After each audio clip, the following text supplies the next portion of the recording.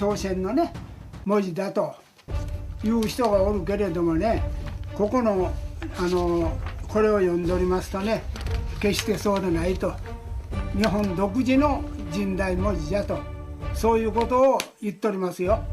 日本の文字というのは約23万年前からありまして、それを韓国の方は今もって残してくださっているということなんです。 한글은 일본에서 유래했다? 황당한 주장이 담긴 영상 한 편이 전 세계 역사학계를 뒤흔들고 있습니다.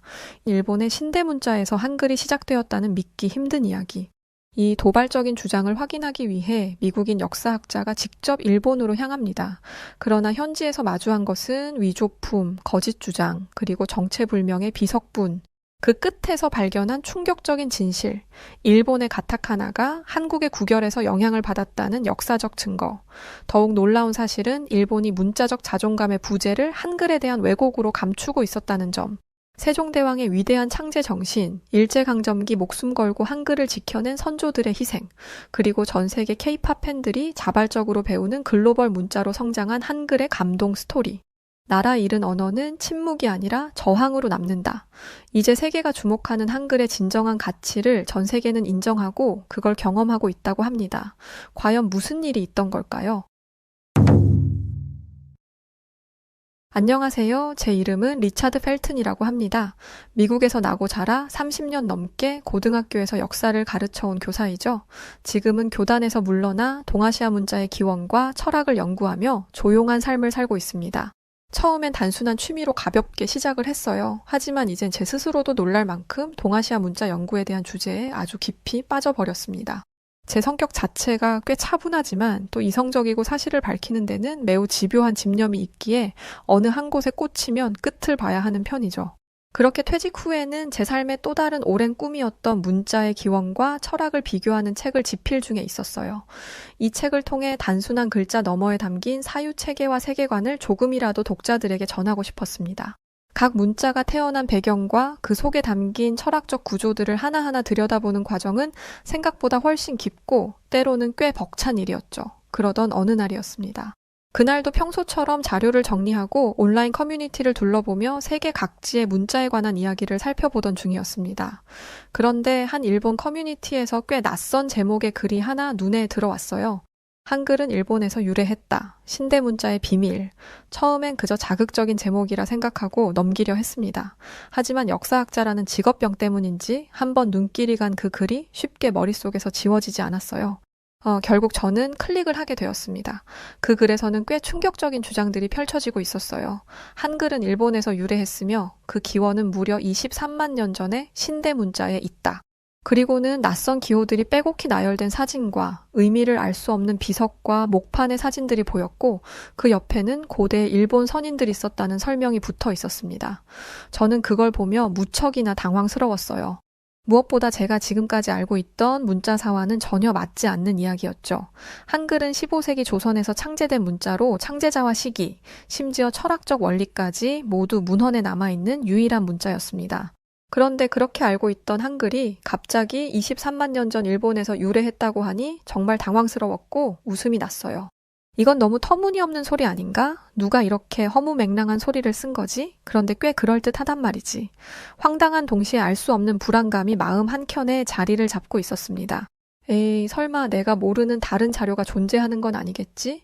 혹시 지금껏 서양의 연구자들이 간과한 동아시아 문자체계에 숨겨진 비밀, 뭐 그런 게 있는 건 아니겠지? 마음속에 품은 의문은 점점 더 커지기 시작했습니다. 혹시와 설마라는 그 불안정한 마음을 부여잡고 한참 동안 고민을 하다 결국 저는 결심을 하게 되었어요. 이 주장의 뿌리를 찾아가 보기로 말이죠.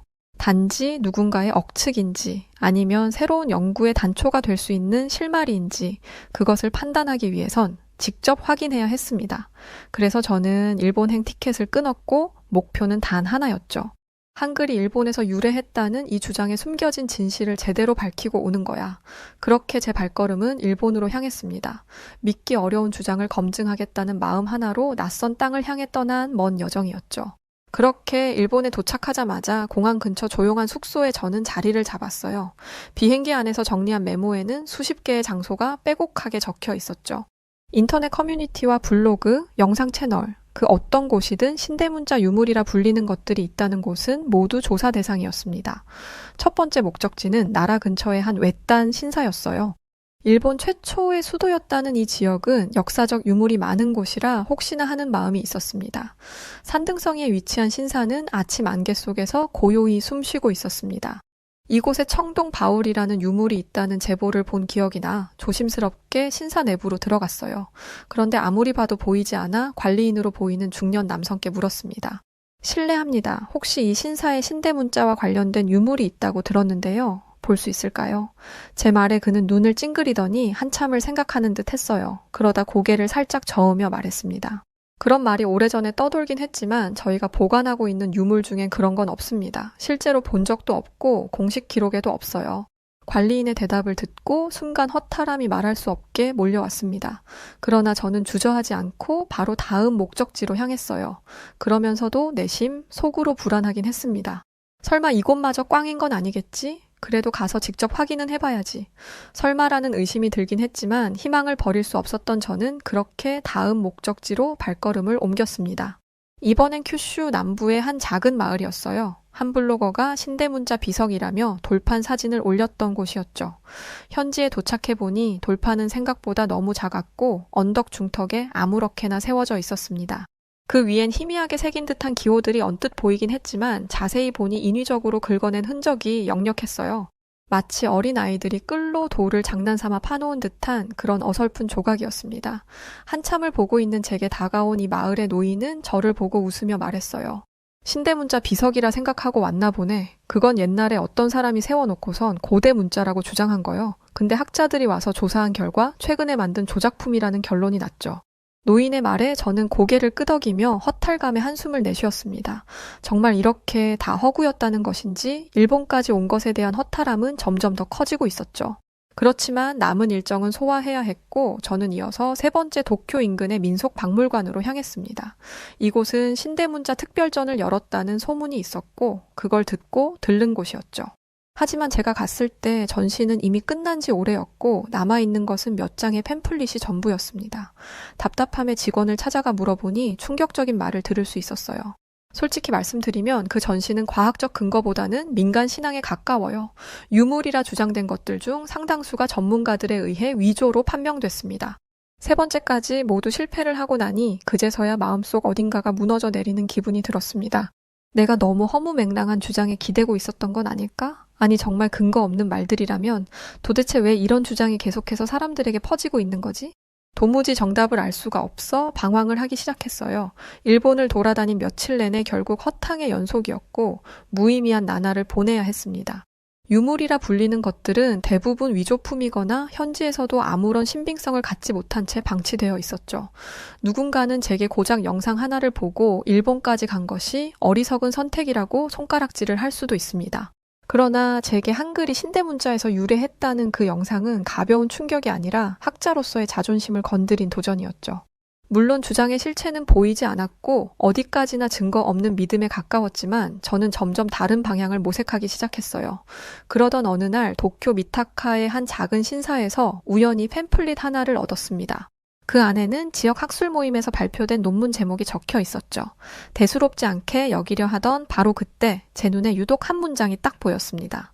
일본 불교와 신라 구결, 표기 체계의 접촉과 전용. 제 시야가 순간 좁아졌습니다. 구결이라? 아주 오래전에 한번 들어본 적이 있었는데 구결은 들어보긴 했지만 깊이 탐구를 해본 적은 없는 개념이었죠.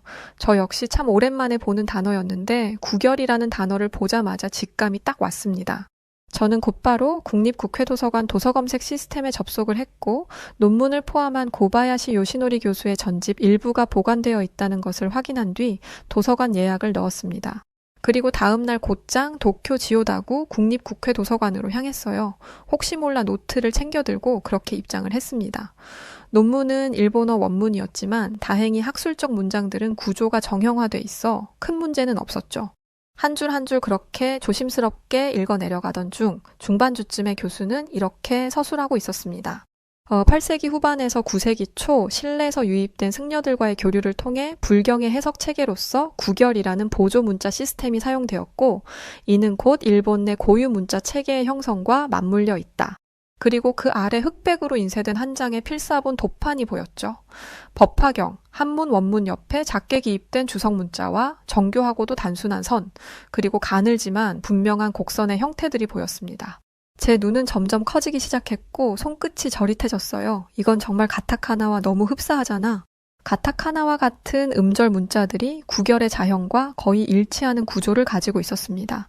물론 완벽히 동일하진 않았지만 일정한 규칙과 반복성에서 모방이 아닌 발전의 흐름이 분명히 느껴졌어요. 고바야시 교수는 논문에서 이를 두고 기능적 전용이라 설명하고 있었습니다. 단순히 문자의 외형을 가져온 것이 아니라 문자를 사용하는 맥락, 불경 독해, 의미 부여, 발음 해설을 함께 가져왔다는 겁니다. 문자는 단순한 도형이 아니라 지식의 구조를 담는 그릇이다. 논문 중에 쓰인 이 문장을 보며 한참 동안 저는 책상에 앉아 움직이지 못했어요. 머릿속에서 수십 년간 가르쳐왔던 일본 문자의 독자적 기원이라는 관념이 흔들리는 순간이었죠. 이것은 그저 글자의 기원이 아니라 문명이 서로 어떻게 말을 배우고 개념을 만들며 기억을 남겨왔는가에 대한 질문이었습니다. 그날 밤 저는 숙소로 돌아와 일기를 조용히 써내려 갔어요. 오늘 나는 문자가 전해지는 방식이 단순한 전파가 아니라 실용적 필요, 문화적 공존, 지식의 교환에 의해 이루어졌다는 새로운 시각을 얻게 되었다. 구결은 단지 신라의 잔재가 아니다. 그것은 한 사회가 다른 사회를 이해하기 위해 내민 손의 형태였다. 그렇게 제 다음 행선지는 아주 분명하게 정해졌죠. 그곳은 바로 한국이었고 구결의 원형을 찾아 직접 그 흔적을 눈으로 확인하고 싶었습니다. 그곳에서야 비로소 이 문자의 진짜 여정을 알 수 있을지도 모른다는 생각이 들었거든요. 서울행 비행기 안 창밖으로 어스름한 한국의 모습이 내려다 보일 때 제 마음은 묘한 긴장감으로 가득 차 있었어요. 구결이 가타카나의 원형이 될 수 있다면 그 구결이 바탕이 된 문자 체계는 도대체 어떤 구조였을까? 저는 이 답을 찾기 위해 마침내 한국 땅을 밟았습니다. 서울 성북구 고려대학교 박물관에 도착을 했어요. 붐비는 도심 속에서도 이곳은 유난히 고요하고 공기의 밀도마저 다르게 느껴졌죠. 그렇게 저는 박물관 자료실에서 안내받은 고문원 목록 중 하나인 훈민정음 해례본을 접하게 되었습니다. 물론 이걸 알고는 있었지만 그저 한글의 설명서 정도로 생각했지 그 속에 문자 철학의 정수가 담겨 있으리라고는 상상하지 못했습니다. 흰 면장갑을 끼고 복제본 원고를 조심스럽게 넘겼어요. 그렇게 처음 펼쳐든 첫 장, 눈에 들어온 것은 낯설지만 정제된 한문 문체의 선언문이었죠. 나란 말씀이 둥기게 달아 문자로 서려니, 그리고 이어 그 다음 장 제 시야는 한 문장에 멈췄습니다. 천지지간의 이치로서 음양오행을 본떠 소리를 만든다. 여기서 저는 멈칫했습니다. 문자를 만든다? 창제라니? 지금껏 인류의 대부분 문자는 오랜 시간 동안 자연스럽게 변화하며 형성되었던 건데? 이건 꽤 충격적인 내용이었죠. 수메르의 서령 문자도 이집트의 상형 문자도 알파벳도 창제자가 명확하지 않습니다. 하지만 여기에선 분명히 말하고 있었어요. 발명자가 있고 원리가 있으며 목적이 있는 문자라고 말이죠. 저는 숨을 고르고 해례 부분을 집중해서 읽었습니다. 자음은 발음기관의 모양을 본떠 만들었고 모음은 천지인의 철학을 바탕으로 구성되었다는 구조였죠. 문자의 형태 하나하나가 인간의 신체, 자연의 이치, 우주의 질서를 반영하고 있다는 사실을 알 수 있었습니다. 그때 저는 단지 문자 하나를 넘긴 것이 아니라 하나의 문명 세계로 들어선 듯한 기분이었어요. 놀라움에 자료실 담당 교수님께 물었습니다. 정말 이 모든 게 15세기 단 몇 년 안에 이루어진 일입니까? 교수님은 제 물음에 웃으며 대답하셨죠. 네, 맞아요. 그리고 창제자도 시기도 원리도 모두 기록으로 남은 문자는 전 세계에서 한글이 유일합니다. 그래서 학계에서는 인류 문자사의 유일무이한 문자라고 표현합니다. 이 말은 곧 수천 년 인류 문자의 흐름 속에서 한글은 하나의 단절, 아니 혁신이라는 의미였어요. 제 안에 무언가가 조금씩 바뀌고 있음을 느끼는 순간이었습니다. 단지 비교 분석을 위한 대상이 아니라 존경과 경외의 시선으로 보게 된 첫 순간이었죠. 그렇게 전 숙소로 돌아와 메모를 정리하며 한 구석에 이렇게 적었습니다. 한글은 우연이 아니라 의도였다. 전승이 아니라 설계였다. 그래서 아름답다. 이제 저는 이 여정을 더는 단순한 의심 해소가 아니라 문명의 의도를 쫓는 탐험이라 부르고 싶어졌습니다. 그러던 어느 날 종로의 한 인문학 서점에서 우연히 동아시아 문자와 근대 국가라는 책을 발견했어요. 그 책은 저를 다시 학문적 깊은 곳으로 끌고 들어갔습니다. 그동안 일본에서 접했던 신대문자 주장들, 그리고 어딘가 조급하고 어색했던 한글 기원설 영상들이 이제는 명확한 질문 하나로 귀결되기 시작했습니다. 왜 일본은 문자에 대해 그렇게도 불안감을 가졌던 걸까? 궁금증을 품으며 저는 곧장 국립한글박물관과 서울대학교 동양사 자료실을 찾아 일본의 문자 개혁사에 관련된 논문과 역사 기록들을 찾아 읽기 시작했어요. 자료들은 저를 19세기 말 메이지 유신 시기로 데려갔습니다. 당시 일본은 서구 열강과 어깨를 나란히 하기 위해 총체적인 개혁을 추진했죠. 그중 하나가 바로 문자 개혁이었습니다. 놀랍게도 일본은 실제로 여러 차례 로마자 도입을 진지하게 고려했던 나라였어요. 당시 도쿄 지식인 사이에서는 이런 말이 돌았습니다. 한자는 불합리하고 비효율적이다. 이제 일본도 서양처럼 알파벳을 써야 한다. 위와 같은 주장이 제법 강하게 제기되었고 관련된 신문 기사와 정책 보고서도 남아 있었습니다. 그러나 그 시도는 번번이 실패했다고 해요. 로마자 도입 시도는 대중의 반발과 함께 좌초되었고 한자를 폐지하려는 움직임은 국민 정체성 붕괴라는 비판을 받으며 무산되었다고 합니다. 결국 일본은 히라가나와 가타카나 그리고 한자의 혼용체계라는 매우 복잡하고 비효율적인 문자 구조를 고수하게 된 것이죠. 스스로 고유한 문자를 만들지 못한 채 차용과 조합만으로 이어진 문자 체계, 그 속엔 깊은 문자적 자존감의 부재가 자리 잡고 있었던 겁니다. 한국에서 만난 성균관대학교의 한 문헌학 교수님은 제게 이런 말씀을 해주기도 했어요. 사실 일본의 문자 체계는 굉장히 오랜 시간 외부 문자를 변형해 쓰는 역사였어요. 한자에서 파생된 히라가나, 가타카나는 보조 문자에 가까웠죠. 반면 한글은 지배자가 백성을 위해 만든 문자예요. 인류 문자사에서 거의 유일합니다. 딱 이 말을 듣는 순간 저는 모든 퍼즐이 맞춰지는 듯한 기분을 느꼈습니다. 일본에서 만났던 한글이 일본에서 왔다는 어설픈 주장들과 역사적 근거 없는 영상 속 확신들, 그 밑바탕에는 단순한 일본의 역사 왜곡이 아닌 깊고 오래된 문화적 콤플렉스가 도사리고 있었던 거죠. 스스로 문자를 만들지 못했던 일본의 치욕스러운 역사, 그러나 너무도 가까운 곳에 완벽할 정도로 체계적이고 과학적인 문자를 가진 나라 한국이 있었던 겁니다. 그 한글이 일본에게 위협이자 동시에 질투의 대상이 되었던 것이 이유였던 거죠. 저는 그걸 비로소 깨달을 수 있었습니다. 문자는 단순한 기호 체계가 아니라 집단 기억의 거울인 거다. 한글은 자존의 거울이고 일본 문자는 불안의 그림자였어. 저는 집필하던 책을 반드시 완성해야겠다는 굳은 결심을 하며 모든 궁금증을 해소하는 속 시원한 순간을 맞이했습니다. 궁금증이 풀리는 동시에 제 머릿속에서 내내 떠나지 않았던 것이 하나 있어 해결하고 싶어졌어요. 사실 훈민정음 해례본을 읽고 며칠 내내 머릿속에서 그 글자들의 구조를 떨칠 수 없었습니다. 마치 수학 공식을 처음 발견했을 때의 전율처럼 한글의 놀라운 체계는 제 두뇌를 흔들어 놓았어요. 한글은 총 24개의 기본 글자로 자음 14자와 모음 10자로 이루어져 있었습니다. 그런데 놀라운 건 이 24자의 조합만으로 11,000개가 넘는 음절 표현이 가능하다는 사실이었죠. 이게 정말 어떻게 가능한 거지? 한글이 이렇게 대단한 문자일 줄이야. 이건 단순한 효율성이 아니야. 언어 구조 자체가 사람의 발성과 음운 원리를 기초로 설계되어 있다는 뜻인 건데 알수록 대단하다, 한글은. 한글의 구조와 위대함의 매력에 푹 빠져버렸습니다. 서울대학로 근처의 카페에 앉아 A4 용지에 자음과 모음을 조합해가며 직접 음절들을 써봤어요. 쓰면서도 감탄을 할 수밖에 없었습니다.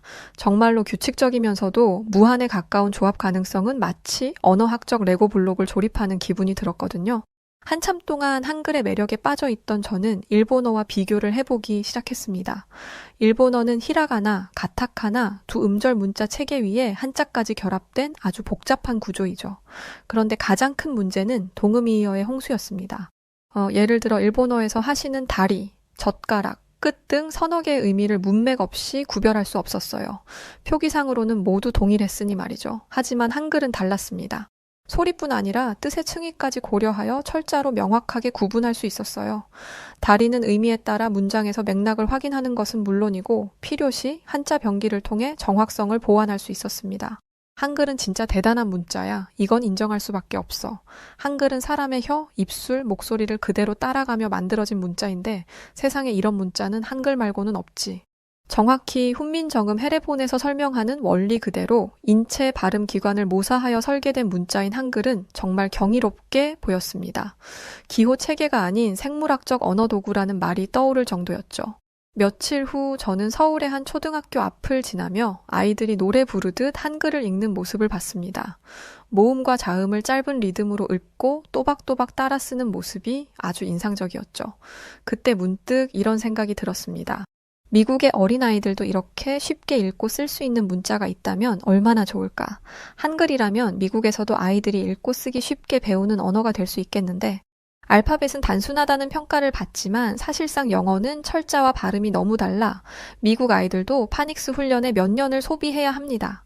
한 단어에 두세 개의 발음이 존재하기도 하니 말이죠. 그런 면에서 한글은 어쩌면 미국 아이들에게도 정말 필요한 문자가 아닐까 싶었습니다. 그렇게 하루를 마무리하며 저는 일기장에 조용히 적었어요. 한글은 문자이자 과학인 동시에 가장 민주적인 발명이다. 위대하다 못해 경이롭고 알면 알수록 놀라움의 경악을 금치 못하는 유일한 문자. 그것은 바로 한글이다.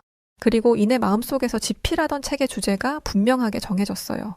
문자는 그 민족이 인간을 얼마나 존중하는지를 보여주는 창이다. 이제 저는 정말 이야기를 써내려가기로 결심했고, 이건 단순히 한글 찬양이 아니라 언어와 인간에 대한, 예의에 대한 기록으로 주제를 설정했습니다. 한참 훈민정음의 과학성 구조에 감탄하고 있던 저는 한글이 오늘날 어떻게 사용되고 있는지를 한층 더 가깝게 접근해보고 싶었어요.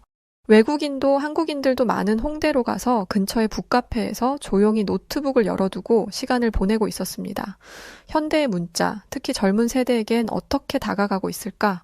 바로 이게 제 관심사였죠. 젊은 세대들은 이 위대한 한글을 어떻게 쓰고 있는지 문득 궁금해졌거든요.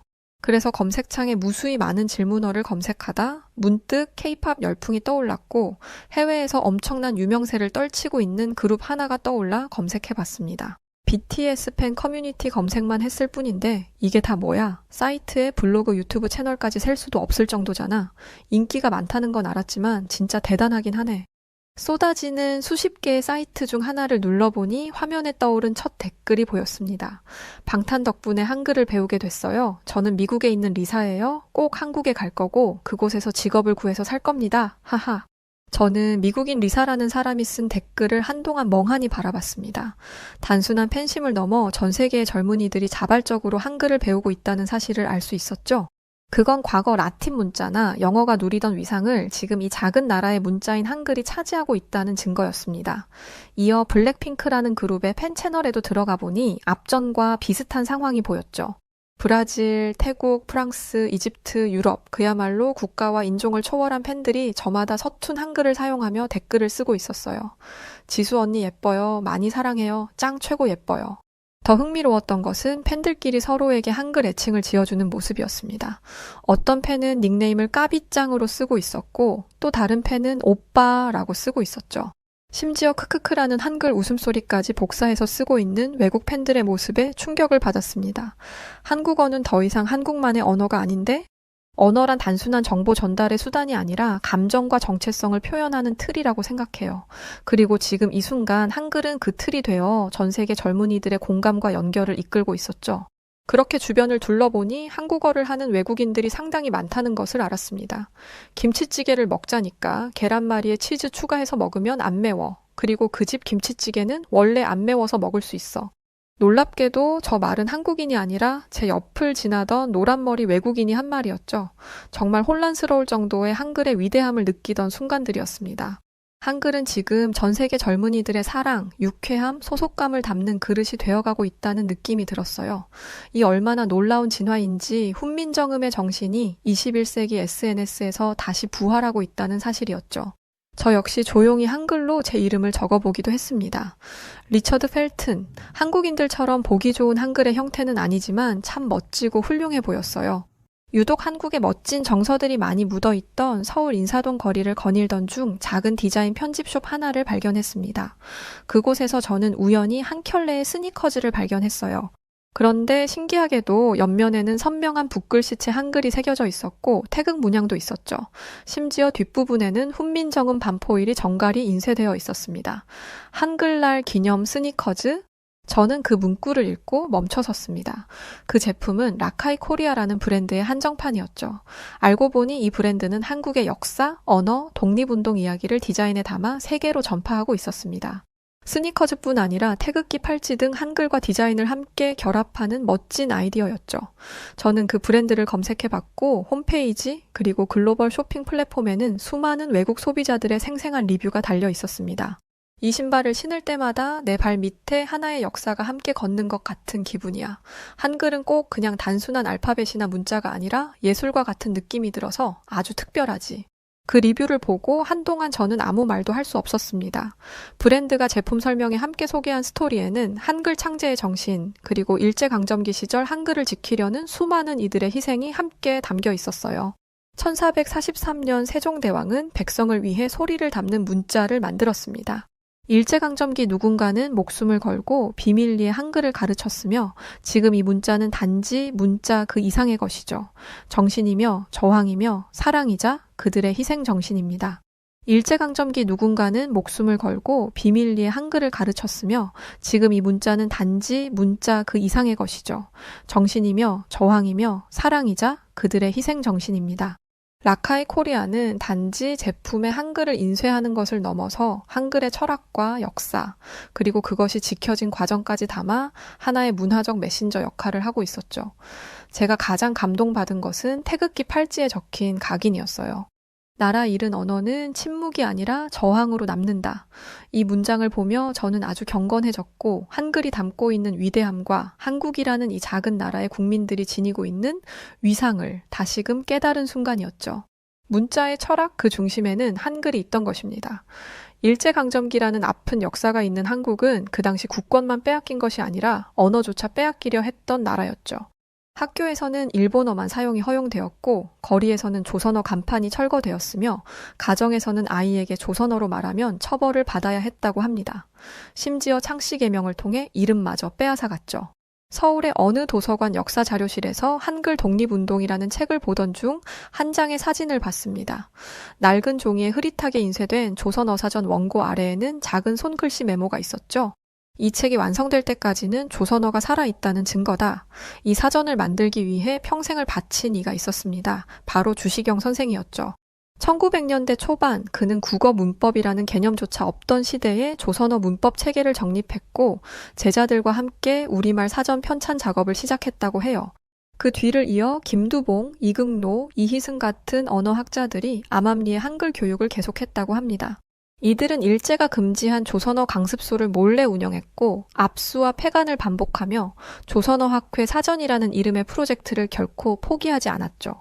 그들의 활동은 단순한 학문이 아니었고 언어를 지킨다는 건 곧 정체성을 지킨다는 의미였다고 합니다. 말을 잃으면 생각을 잃는 것이다. 이름을 잃으면 나를 잃는 것이며 문자를 잃으면 민족은 사라진다. 이런 문장들은 단순한 구호가 아니라 당시 지식인들이 목숨을 걸고 지키려 한 진리였죠. 그리고 1942년 조선어학회는 일제 경찰에 의해 강제 해산되고 학자들은 투옥과 고문을 당합니다. 한글 사전 원고는 몰래 숨겨져 보관되었고 그 원고가 완성된 건 무려 광복 이후였죠.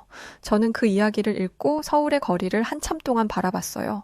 불과 80여 년 전만 해도 빼곡하게 채워진 저 한글 간판들에 적힌 문자는 사라질 뻔했던 언어였던 거죠. 그러나 한글은 한국의 인류가 지켜낸 기적의 언어였고 한글이 무기는 아니지만 그 어떤 무기보다 더 강하게 느껴졌습니다. 그렇게 깊은 깨달음을 얻은 후에야 저는 책의 서문을 쓰기 시작했어요. 연구는 끝이 났지만 저는 그제야 진짜 시작을 하는 기분이었죠. 일본에서 시작된 제 이야기는 이제 한글에 대한 깊은 존경과 경애로 마무리되고 있었습니다. 제가 처음 한글에 대해 알게 되었을 때 가졌던 불신과 의심은 아예 사라져 버렸죠. 나는 한글이 일본에서 왔다고 믿었지만 지금은 일본의 문자가 한국에서 왔음을 안다. 그렇게 서문을 시작하던 그 순간 저는 세종대왕에 대해 생각하게 되었습니다. 그가 15세기 말에 조선 백성들이 글을 제대로 읽고 쓸 수 없다는 사실을 깨닫고 훈민정음을 창제한 이유를 되짚어봤죠. 세종은 알파벳도 없는 15세기 백성에게 문자라는 빛을 준 위대한 사람이었다. 그가 제시한 훈민정음 해례본을 통해 세종대왕은 백성들이 쉽게 배울 수 있는 문자를 창조했습니다. 그것은 단순한 글자가 아니었고 언어의 민주화, 교육의 평등화였죠. 한글은 간단한 자음과 모음으로 이루어져 있지만 이 단순함 속에서 모든 소리와 의미를 정확히 표현할 수 있는 놀라운 원리가 담겨 있습니다.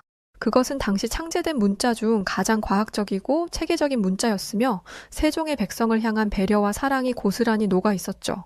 그렇게 저는 한글의 세계적 가치에 대한 새로운 깨달음을 얻었고 널리 알리고 싶었습니다.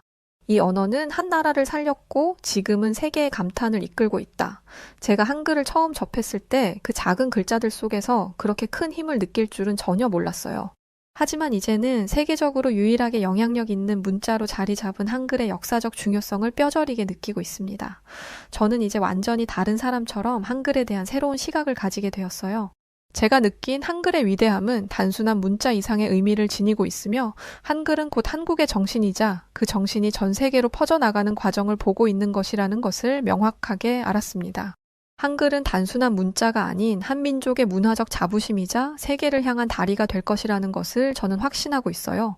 그렇게 저는 한글의 세계화를 확신하며 세계적인 유산으로 자리 잡을 것이라는 것 역시 확신합니다. 이런 위대한 문자가 있는 나라 한국이 저는 참 부럽다는 말을 남기고 싶네요. 긴 글 읽어주셔서 감사합니다. 글로벌 시장의 판도가 완전히 바뀌고 있습니다. 한국은 일본의 기술 도움이 없었다면 아무것도 아닌 나라에 불과하다 라며 맹공을 퍼붓던 일본 책임연구원은 한국이 전 세계 1위를 석권하자 무릎을 꿇을 수밖에 없었습니다. 78%라는 경이로운 성장률을 보이며 일본 기업들을 제치고 정상에 오르자 전 세계는 정말 믿을 수 없다며 경탄하기에 이르렀는데요. 일본인들의 코를 납작하게 만들었던 놀라운 비밀, 바로 그 이야기 지금 시작합니다. 안녕하세요. 저는 프랑스 리옹에서 태어난 경제학자 앙리 르블랑입니다. 리옹은 유럽에서 가장 오래된 도시 중 하나로 프랑스인들은 리옹의 역사와 문화적 유산에 대하여 큰 자부심을 가지고 있습니다.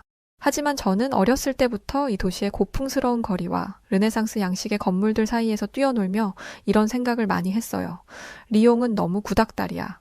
그렇게 저는 리옹의 산업과 경제가 더 발전되기를 꿈꾸며 성장했습니다. 이후 저는 어릴 적 꿈을 쫓아 경제학을 전공하고 파리 제8대학교 경제학 교수로 임용되었습니다. 그렇게 교수로 재직하던 중 작년에는 유럽 각국 주요 기업의 성공 사례를 연구하는 프로젝트에 참여하게 되었고 이 프로젝트를 바탕으로 그들의 경영 전략에 대하여 논문을 작성하기 위하여 다양한 자료를 수집 중에 있었습니다. 특히 유명한 독일의 자동차 산업, 영국의 금융 서비스, 그리고 프랑스의 럭셔리 브랜드에 대해서 깊이 탐구하고 있었죠. 그런데 신기하게도 많은 자료들에서 계속 한국 시장의 급부상에 대한 내용이 언급되고 있어서 조금 의아하다는 생각을 가지기 시작했습니다.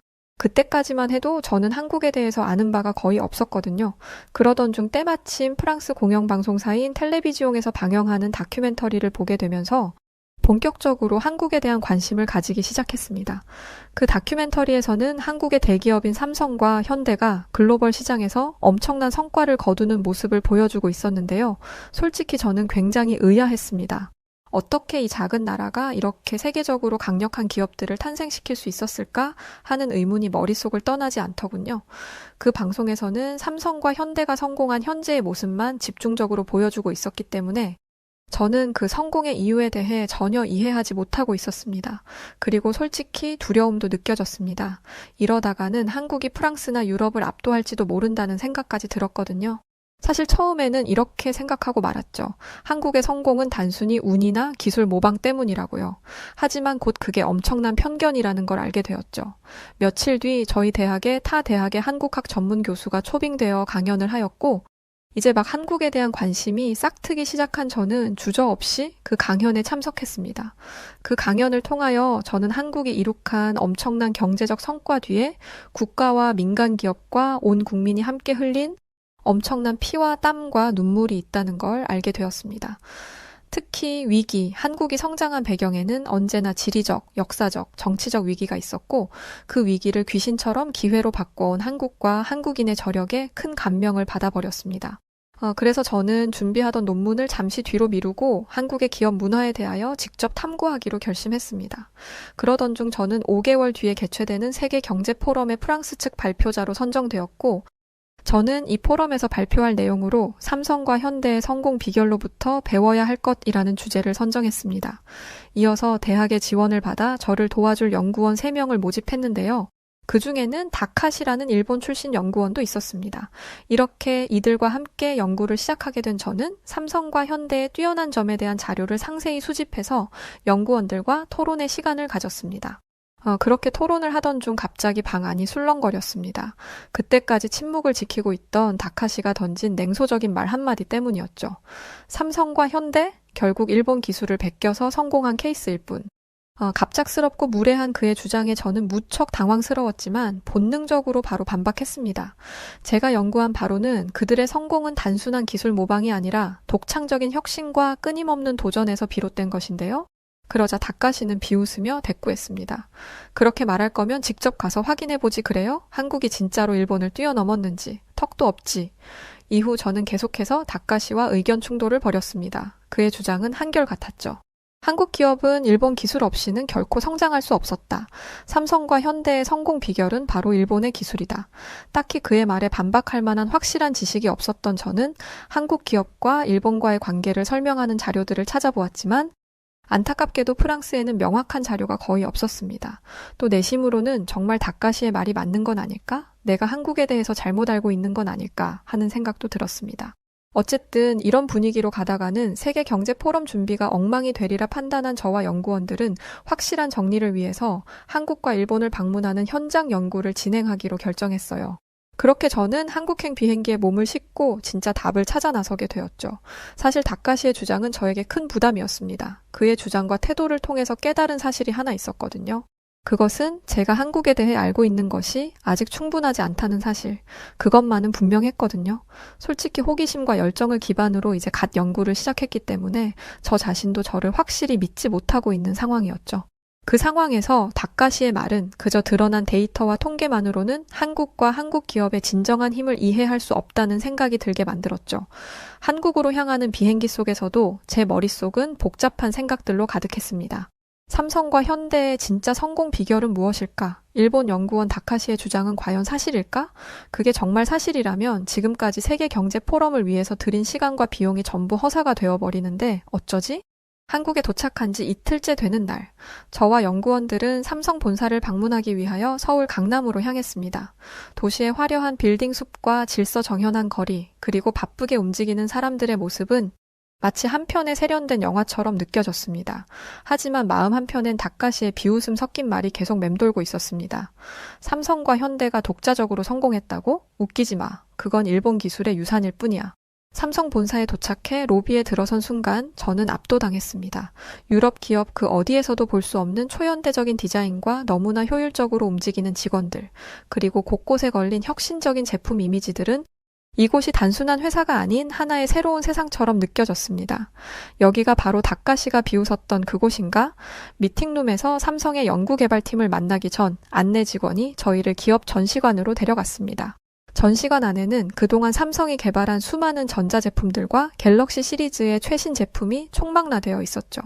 안내 직원은 부드럽지만 자부심 가득한 목소리로 말했습니다. 삼성은 기술에서 타협하지 않습니다. 그 순간 다카시의 비웃음은 무지와 아집과 열등감의 소산이라는 생각이 들었습니다. 다카시의 말처럼 삼성은 단순히 따라하는 기업이 아니라 세계가 따라오려 하는 기업이라는 확신이 들었죠. 하지만 아직 부족했어요. 여기서 멈출 수는 없었습니다. 저는 더 많은 것을 알아야 했으니까요. 다카시, 너의 주장은 틀렸다. 이제 그 증거를 찾아내 보이겠다. 그렇게 저는 한국의 심장을 향해 더 깊이 들어가고 있었습니다. 이어서 저희 팀은 삼성의 최첨단 연구소로 향했습니다. 그곳에 발을 들이자마자 저는 숨이 멎는 듯한 강한 인상을 받았어요. 복도양 옆으로 펼쳐진 유리창 너머에는 반도체 웨이퍼가 회전하며 제조 공정이 치밀하게 펼쳐지고 있었고, 직원들은 흰 가운을 입고 초집중 상태로 작업에 몰두하고 있었습니다. 저를 안내하던 엔지니어가 설명을 시작했죠. 삼성의 3나노미터 반도체는 세계 최초로 상용화된 기술입니다. 이 기술은 전력 소모를 40% 이상 줄이고 처리 속도는 30% 이상 높인 기술입니다. 대부분의 글로벌 IT 기업들이 우리 제품에 의존하고 있죠. 그의 말은 자부심 그 자체였습니다. 그럴 만도 하다고 생각했어요. 저는 문득 제 손에 들고 있던 스마트폰을 바라보며 깨달았죠. 제 손 안에 있는 이 작은 기계가 여기서 탄생한 기술로 움직이고 있다는 생생한 사실을 말입니다. 이어서 엔지니어는 저를 거대한 스크린 앞에 데려갔어요. 화면에는 세계 여러 나라에서 돌아가고 있는 삼성의 공장과 연구소의 현황이 빼곡히 표시되어 있었고, 모든 상황이 숫자와 통계로서 철저하게 모니터링되고 있었습니다. 그를 통하여 문제점을 발견하고 배우고 혁신하는 시스템이 한눈에 파악이 되었죠. 다카시, 이런 엄청난 한국의 기업을 두고 일본 모방이라고? 다음 날 저는 삼성에서의 놀라운 경험을 뒤로 현대자동차의 공장을 방문했습니다. 입구에서부터 시선을 사로잡는 전기차들이 늘어서 있었고 그 너머에는 거대한 조립 라인이 움직이고 있었습니다. 조립 라인의 끝에는 갓 생산된 차량들이 마치 살아 움직이는 생명체처럼 등장했고 저는 놀라움을 감출 수 없었습니다. 따로 사람이나 기계가 내리지 않았음에도 그 차가 자기 발로 조립 라인에서 걸어 나왔으니까요. 이어서 공장 관계자는 저희를 전기차를 테스트하는 구역으로 안내했습니다. 그곳에서 저는 아이오닉 5가 자율주행 모드로 운행되는 모습을 목격했습니다. 그 차는 스스로 복잡한 장애물을 피하고 급정거하고 주차까지 완벽하게 해냈죠. 정말 놀라웠어요. 전문가인 사람이 해도 절대로 그 정도로는 할 수 없는 게 확실했거든요. 또한 느릿느릿한 유럽 전기차들의 자율주행에 비하면 한국 전기차들의 자율주행은 거의 우사인 볼트급이었거든요. 이 모든 것은 단순히 기계적인 기술이 아닙니다. 관계자는 말했습니다. 우리는 자동차를 넘어 사람들의 삶을 바꾸는 이동 수단을 만들고 있습니다. 특히 수소차는 미래 친환경 시대의 해답이 될 겁니다. 마지막으로 관계자는 저를 수소차 연구소로 데려갔습니다. 그곳에서 만난 연구원은 수소차의 원리를 간단히 설명하며 말했습니다.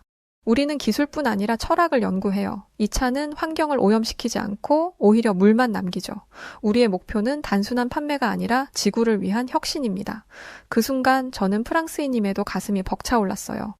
단순히 기술력을 자랑하는 것을 넘어 인류의 역사를 바꾸겠다는 의지가 엿보였기 때문이었죠. 삼성과 현대를 직접 경험하며 저는 이런 생각을 할 수밖에 없었습니다.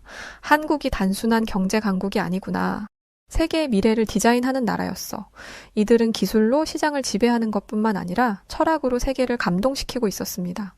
저는 다카시가 틀렸음을 증명할 자료들을 하나씩 머릿속에 정리하며 더 많은 답을 찾고 싶어졌어요. 이제 막 여정의 일부를 본 것 같았으니까요. 삼성과 현대의 현장을 직접 경험한 후 저는 이들의 성과를 더 깊이 이해하고자 구체적인 데이터를 분석하기 시작했습니다. 그 결과 제가 발견한 수치는 그야말로 놀라움 그 자체였습니다.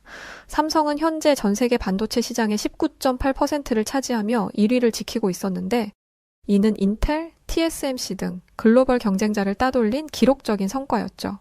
성장률에 있어서도 삼성은 78%라는 엄청난 성장률을 기록하고 있었죠. 현대자동차의 데이터 역시 놀라움을 더했습니다. 글로벌 주요 완성차 업체의 실적을 분석한 결과 현대차 그룹은 10.4%의 영업이익률을 기록해 도요타, GM, 폭스바겐, 르노, 닛산, 미쓰비시를 모두 제치고 1위를 기록하고 있었습니다. 그 외에 연구자들 수준에서 논의될 수 있는 놀라운 기술 자료들도 많지만 너무 전문적이라 여기서는 생략하고 그 자료들을 들여다보며 저는 말했습니다. 참, 보면 볼수록 대단하군. 어떻게 이렇게 짧은 시간에 이런 것까지 가능하지? 일본인 연구원 다카시 씨는 제 말을 듣고 발끈하며 이렇게 말하더군요. 3나노미터, 전기차, 수소차, 그거 일본이 없었으면 만들 수 있었을까요? 한국의 기술은 여전히 일본에 비하면 아류에 불과해요. 여전히 막무가내인 그의 말을 듣고 저는 다카시에게 이렇게 말했습니다. 그래요. 한국이 한때 일본의 기술을 참고한 적도 있어요. 하지만 한국은 일찌감치 그것을 넘어섰고 이제는 당당하게 글로벌 표준을 만들어가고 있잖아요. 제 말을 듣고 다카시는 더 짜증 섞인 투로 말했죠. 아무리 그래도 한국이 일본을 베낀 사실은 변하지 않아요. 저는 이제 알아버렸습니다. 다카시는 그저 열등감에 가득 찬 어린아이라는 것을요. 다카시가 할 수 있는 말은 그것밖에 없다는 것을요. 그것을 알게 되니 웃음이 나더군요. 그래서 태연히 웃으면서 타이르듯이 말해주었습니다. 다카시. 세상은 돌고 돌아요. 기술도 문명도 돌고 도는 거죠. 한때 일본의 기술을 참고했다고 한국이 영원히 일본의 아류라고 할 수는 없는 거 아닐까요? 현재 한국은 일본의 기술을 참고해서 그것보다 월등히 뛰어난 기술을 만들어냈잖아요. 결국 한국이 한때 어려움을 딛고 일어서서 일본을 통쾌하게 이겨버린 거죠. 다카시는 더 이상 반박할 말이 없었는지 끽소리 안 하고 자리를 박차고 나가버리더군요. 저는 이제 신경도 쓰이지 않았습니다. 그냥 하던 연구를 계속했죠. 그날 밤 또 알아버렸습니다. 한국과 한국의 기업이 이렇게 대단하게 성장한 진짜 이유를 말이죠. 참 진짜 이유를 말씀드리기 전에 일본인 다카시의 도발이 있었는데요. 그 부분부터 말씀드리는 게 좋을 것 같네요. 우선 삼성과 현대에서 본 혁신과 성공의 현장은 제게 깊은 감동을 주었었어요. 하지만 이런 경험을 다카시에게 이해시키기는 쉬운 일이 아니었습니다.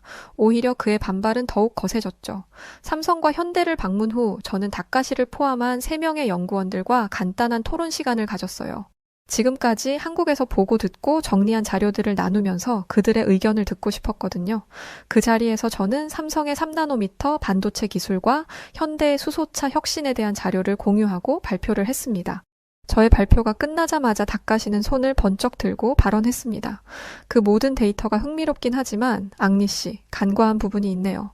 그는 비아냥거리는 미소를 띠며 도전적으로 말을 이었습니다. 한국이 개발한 기술 중 몇 가지가 일본의 특허를 기반으로 하고 있다는 사실 알고 계십니까? 갑작스런 그의 도발의 일순간 술렁거림이 일어났죠. 저는 잠시 숨을 고르며 침착하게 대응했습니다. 닥가시, 한국 기업들이 초기 단계에서 일본 기술을 참고한 것은 사실일 수 있어요. 그러나 지금 그들은 독립적인 혁신을 이루며 세계 시장을 선도하고 있어요. 과거에만 머물러 있는 건 일본 쪽이 아닌가요? 닥가시의 표정이 굳어졌습니다. 하지만 그는 곧 비열한 웃음을 띠며 다시 반격했죠. 삼성의 3나노미터 반도체가 대단하다면 왜 일본 기업들은 여전히 최상위 수준의 장비를 공급하고 있죠? 현대의 수소차가 좋다고는 하지만 일본의 토요타도 이미 수소차 기술을 오래전에 상용화했습니다. 저는 닥가시를 바라보며 침착하게 말했어요. 말씀하신 일본의 장비와 기술은 분명 뛰어납니다. 하지만 중요한 건 그 장비와 기술을 활용해 세상을 이롭게 하는 제품을 만들어냈느냐입니다. 지금 세계가 인정하는 건 결과를 보여주는 한국 기업들 아닌가요? 일본은 지금 반도체에서 세계 최하위 수준이고 수소차 분야에서도 2020년 이래로 한국보다 훨씬 뒤지고 있어요. 왜 그런 사실은 외면하시나요? 이거 한번 보시죠. 그러면서 저는 제가 정리한 구체적인 자료들을 그에게 넘겨주었습니다. 닥가시는 더 이상 할 말이 없는 듯 고개를 숙이고 자료만 거칠게 넘기고 있었습니다. 잠시 후 그는 여전히 회의적인 표정을 지으며 마지막으로 한마디를 던졌습니다. 빠른 혁신이 항상 좋은 결과를 보장하는 건 아니죠. 기술이 아무리 뛰어나도 뿌리가 부실하면 금방 무너질 수 있습니다. 그 순간 저는 미소가 지어졌어요. 닥가시가 드디어 자기도 모르는 사이 한국의 기술 수준을 인정해버렸거든요.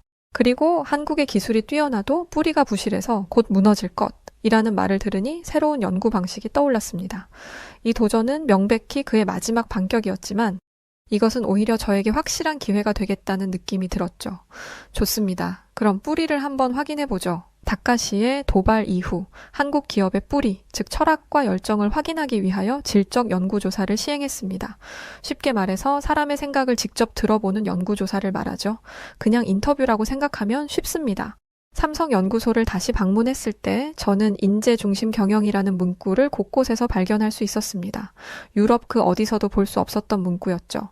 회의실 벽에 붙은 슬로건, 사무실 내부의 분위기, 직원들의 표정에 이르기까지 모든 것이 이 문구를 실감하게 했습니다. 먼저 연구소 책임자인 김 팀장과의 인터뷰가 있었습니다. 김 팀장은 대학 졸업 후 평범한 신입 엔지니어로 입사해서 지금은 삼성의 혁신을 이끄는 엔지니어로 성장한 인물입니다. 그는 자신이 삼성에 처음 입사했을 때를 떠올리며 이렇게 말했습니다. 제가 처음 여기에 왔을 때 솔직히 두려웠습니다. 삼성은 제게 너무 크고 꿈 같은 곳이었죠. 하지만 회사는 제가 겁먹지 않도록 충분히 지원해 주었습니다. 실패를 두려워하지 않도록요. 그는 잠시 미소를 짓더니 몇 장의 종이를 꺼내 보여주었습니다. 그것은 과거 그가 참여했던 프로젝트들의 실패 사례를 정리한 문서였어요. 그 종이들에는 지난 10년간 실패 사례가 100개 이상 빼곡이 나열되어 있었죠. 그는 그중 하나를 가리키며 말했습니다. 이게 우리가 만든 첫 번째 모델이에요. 아쉽게도 상용화에는 실패했지만 그 과정에서 배운 바가 정말 컸죠. 그래서 다음 프로젝트에서 새로운 모델을 완성시켰습니다. 여기서는 실패도 자산으로 보거든요. 제가 지금 이 자리에 있는 이유는 바로 이런 경험 덕분이죠. 저는 그 순간 닥가시가 말했던 한국은 뿌리가 약해서 곧 무너질 것이다 라는 말이 떠올랐습니다. 그리고 깨달았죠. 한국은 절대 무너지지 않겠구나. 이어서 방문한 현대자동차 공장에서 들은 한 기술자의 이야기는 제게 잊을 수 없는 감동을 안겨주었습니다. 그는 평범한 어촌 마을에서 태어나 어린 시절을 수없이 반복되는 가난과 싸우며 보냈다고 했습니다. 그의 이름은 박진우, 현재 현대자동차 수소차 연구소의 핵심 엔지니어였습니다. 어릴 땐 내 손으로 자동차를 만드는 게 꿈이라고 말하면 사람들이 웃었어요. 돈도 없는데 무슨 꿈이냐고요. 그는 스스로를 가난했던 소년이라 소개했습니다. 책을 살 돈이 없어서 도서관에서 하루 종일 시간을 보내며 자동차 구조와 엔지니어링에 대해 독학했다고 했습니다. 그런 그에게 현대자동차는 인생의 터닝포인트였습니다. 대학 졸업 후 그는 작은 자동차 부품 회사를 거쳐 현대에 입사했지만 입사 초기 그는 자신이 회사에 적합하지 않다고 느꼈다고 했죠. 처음 현대에 들어왔을 때 주변 동료들의 뛰어난 능력과 자신감 넘치는 모습이 오히려 저를 작아지게 만들었어요. 나는 왜 여기 있는 걸까라는 생각도 많이 했죠. 하지만 회사는 그에게 단순한 직장이 아니었습니다. 현대의 문화는 그를 포용하며 성장의 기회를 제공했어요. 그는 회사에서 제공한 각종 글로벌 연수 프로그램과 멘토링을 통해서 세계적인 엔지니어로 거듭날 수 있었습니다. 저는 현대에서 실패했을 때조차 배려받는다는 느낌을 받았습니다. 제 아이디어가 부족하다고 여겨질 때도 회사는 다음에는 더 나아질 거야 라며 제게 기회를 줬어요.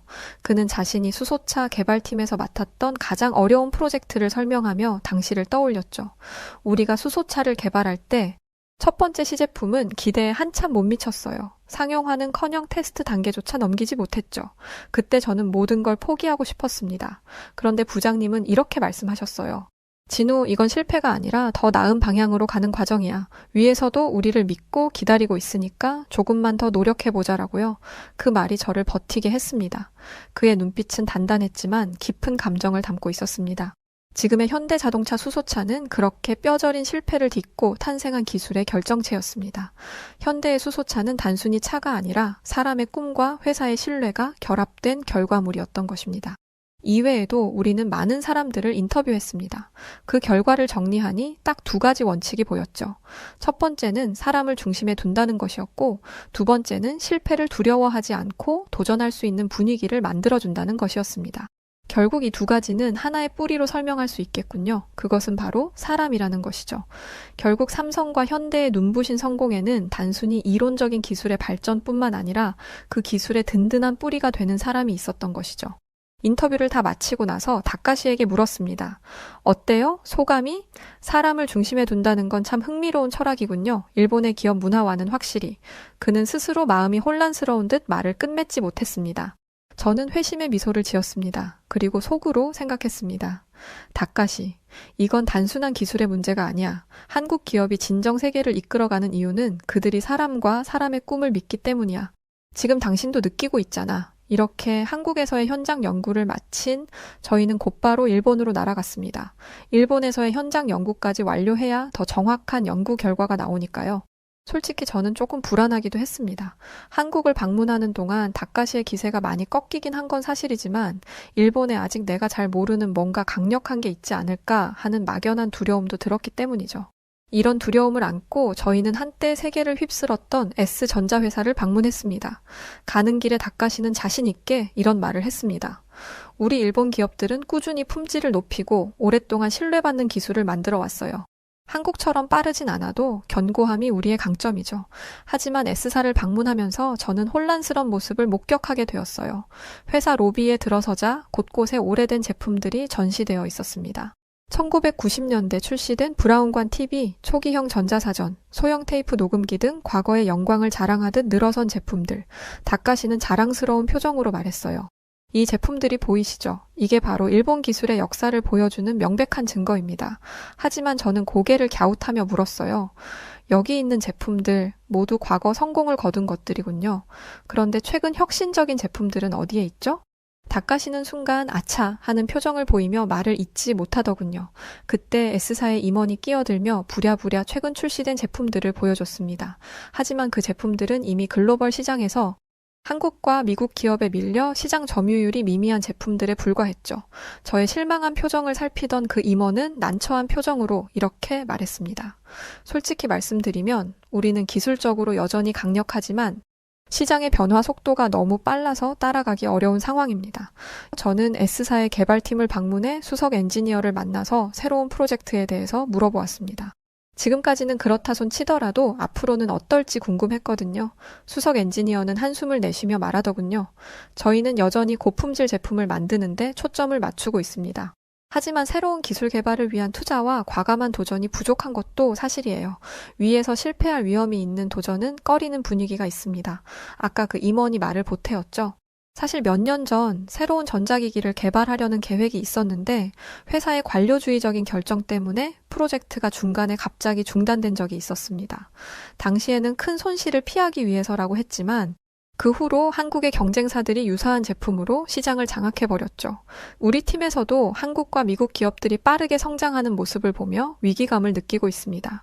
하지만 회사는 여전히 안정적인 기존 제품에만 의존하려 하고 혁신적인 프로젝트에는 투자를 망설이고 있어서 S사 방문을 마치고 호텔로 돌아오는 길, 다카시는 말이 없었습니다. 저는 그런 다카시를 바라보며 조용히 물었죠. 다카시, 일본의 기술이 과거에는 세계를 선도했을지 모르지만 지금은 변화와 도전에 뒤처지고 있는 것 같아요. 품질이 아무리 뛰어나도 시장은 더 빠르고 더 혁신적인 기술을 요구하니까요. 다카시는 무언가 반박하려고 입을 움찔했지만 결국 인상을 찌푸리며 아무 말도 하지 않았습니다. 이어서 저희는 일본의 대표적인 전자기기 제조사 피사를 방문했습니다. 이 회사는 한때 세계 시장에서 가장 혁신적인 기술을 선보이며 큰 성공을 거뒀던 기업이었죠. 피사의 홍보팀장이 두 사람을 맞이하며 회사의 성공적인 역사에 대해 자랑스럽게 설명했습니다. 우리는 1980년대에 세계 최초로 블루레이 플레이어를 선보였고 고화질 캠코더를 전 세계적으로 보편화시키기도 했습니다. 또 1990년대에는 세계에서 가장 얇은 텔레비전을 개발했고요. 그래서 전 세계 소비자들에게 신뢰받는 브랜드로 굳건히 자리 잡았습니다. 팀장은 회사의 로비에 전시된 과거의 히트작들을 가리키며 말했어요. 이 모든 성과가 우리 회사의 혁신 정신을 보여주는 증거입니다. 저는 조심스럽게 물었습니다. 정말 인상적인 과거의 기록입니다.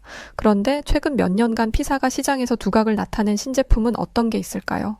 홍보팀장은 잠시 머뭇거리더니 말했습니다. 최근에는 기존 제품을 업그레이드하거나 사후 서비스 품질을 개선하는 데 열심히 집중하고 있습니다. 저희는 고객들이 신뢰할 수 있는 안정적인 제품을 만드는 데 주력하고 있죠. 회사를 둘러보는 동안 저는 사무실에서 느껴지는 묘한 분위기를 놓치지 않았습니다. 직원들의 얼굴에는 긴장감과 피로가 서려 있었고 곳곳에서 다소 침체된 분위기가 감지되었죠. 마침내 한 개발팀의 직원과 대화할 기회를 얻은 저는 피사의 내부 사정을 듣게 되었어요. 우리 회사는 성과를 중시하지만 정작 직원들에게는 그 성과를 낼 환경을 제공하지 않습니다. 새로운 아이디어를 제안해도 당장 성과가 보이지 않으면 묵살당하기 일쑤죠. 그는 깊은 한숨을 내쉬며 말을 이었습니다. 게다가 언제부터인가 당장 매출을 증대시킬 성과를 보여주지 못하는 직원들은 전부 승진이 누락되거나 암암리에 조기 퇴직을 권유하는 분위기까지 생겨버려서 사실 저희 팀에서도 여러 동료가 떠났어요. 더 이상 자신의 역량을 발휘할 기회가 없다고 느낀 거죠. 피사를 다 돌아보고 나오는 길에 저는 다카시에게 물어보았어요. 긴 말을 할 필요가 없다고 생각해서 그냥 살짝 떠봤죠. 다카시는 무거운 표정으로 이렇게 말하더군요. 나는 그동안 일본 기업들이 품질과 안정성을 최우선으로 하며 매출과 성과를 중시하는 방식을 당연히 여겨왔어요. 하지만 한국과 일본을 직접 눈으로 보고 나니 교수님의 말이 맞을지도 모른다는 생각이 드네요. 일본은 지금 과거의 성공에 갇혀 있고 지금 필요한 건 사람들의 열정을 살리는 거라는 생각이 드는군요. 한국 기업들은 실패를 두려워하지 않고 사람들을 믿고 지원하니까 정말 의외였어요. 한국을 거쳐 일본의 기업까지 다 탐방하면서 생생하게 비교를 하게 되니 다카시의 생각도 서서히 변할 수밖에 없었던 것 같아요. 솔직히 말하면 나도 최근 몇 년 동안 일본 기업들이 변화를 두려워하고 있다는 생각을 하고는 있었어요. 도전 대신 기존의 명성에 안주하려는 경향이 있는 것 같다는 생각. 그래도 아직 한국은 일본한테 절대로 안 된다라고 생각했는데 한국의 기업과 일본의 기업을 동시에 방문해보니 정말 뭐가 문제인지 한눈에 보이네요. 그는 작게 한숨을 쉬며 혼잣말처럼 중얼거렸습니다. 우리도 실패를 두려워하지 않고 새로운 길을 개척해야 할 텐데 한국이라. 그런 면에서 정말 대단해. 빠르게 움직이면서도 품질을 놓치지 않으니까. 한국과 일본 양국 방문을 마친 저희는 다시 프랑스행 비행기에 올랐습니다. 비행기에 앉아 저는 노트북을 열고 보고서를 작성하기 시작했죠. 제목을 사람 중심의 혁신, 한국 기업이 세계를 이끄는 이유라는 보고서 말입니다. 네, 오늘 사연 여기까지입니다. 오늘 사연은 평소와는 좀 다른 결의 사연 같네요. 이렇게 실제로 양국을 모두 방문하여 세세하게 분석했던 이야기들이 담겨서 역시 경제학자분이시구나 생각했네요. 자, 그럼 오늘 사연 어떠셨나요? 사연이 좋으셨다면 구독과 좋아요 부탁드리고 지금까지 저는 사연을 전해드린 여우튜브 송은지였습니다. 더 좋은 영상으로 찾아올게요. 영상 봐주셔서 고맙습니다. 그리고 늘 사랑합니다. 당신만의 여우튜브가 될래요. 당신만의 사연을 들려드릴게요. 언제나 여우튜브와 함께해요. 다양한 해외 사연들을 들려